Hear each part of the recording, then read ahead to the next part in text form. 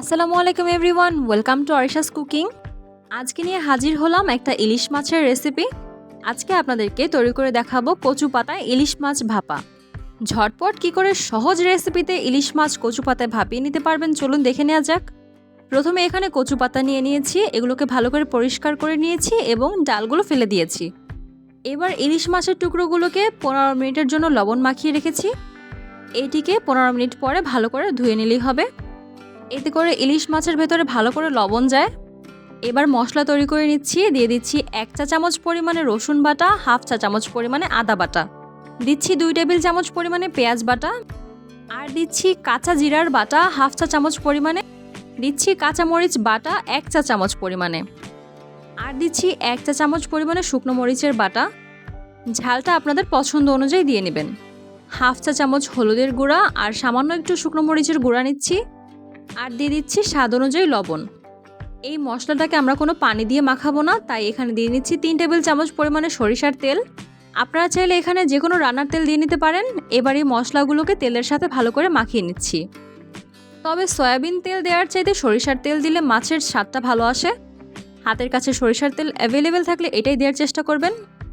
এবার এই মাছগুলোকে মশলার সাথে ভালো করে মাখিয়ে নিচ্ছি এবং 10 মিনিটের জন্য ভালো করে মাখিয়ে রেখে দিব, যাতে করে মশলাগুলো ভালোভাবে মাছের ভেতরে যায়। আর আপনারা এই সেম রেসিপিতে ইলিশ মাছের পরিবর্তে যে কোনো মাছ দিয়েই এই রান্নাটা করে নিতে পারেন। আর আমার চ্যানেলে আগের থেকে একটা কই মাছের ভাপার রেসিপি আছে, ডেসক্রিপশন বক্সে লিঙ্ক দিয়ে দিব, আপনারা দেখে নেবেন। আবার আপনারা চাইলে সেম রেসিপিতে কচু পাতার পরিবর্তে লাউ পাতা অথবা কুমড়ো পাতাও করে নিতে পারেন। কেউ চাইলে আবার কলা পাতার মধ্যেও মাছ ভাপিয়ে নিতে পারেন। সবগুলো মাছ ভালো করে মাখানো হয়ে গেলে 15 মিনিট পরে এবার এগুলোকে কচু পাতায় মুড়িয়ে নিব। একটা কচু পাতার উপরে প্রথমে মাছ আর কিছুটা মশলা দিয়ে নিচ্ছি। দেয়া হয়ে গেলে এটিকে পছন্দ অনুযায়ী ভাজ করে নিব।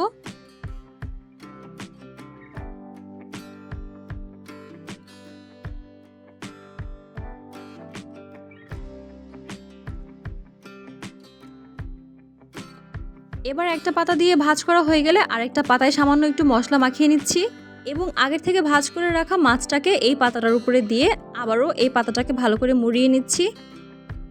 এই পর্যায়ে আপনারা এই পাতাটাকে চাইলে সুতো দিয়ে বেঁধে দিতে পারেন, তবে আমি সুতা দিয়ে এই মাছগুলোকে বাঁধছি না।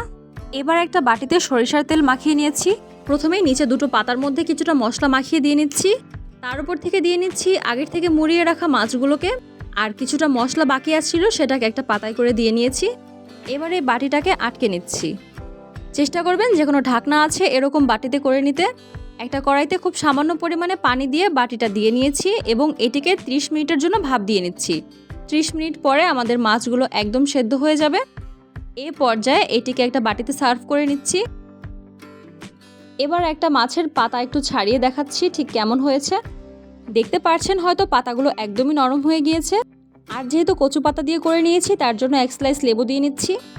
এই তো আমাদের কচু পাতা ইলিশ মাছের ভাপার রেসিপিটা একদমই তৈরি। বাসায় অবশ্যই তৈরি করে খাবেন।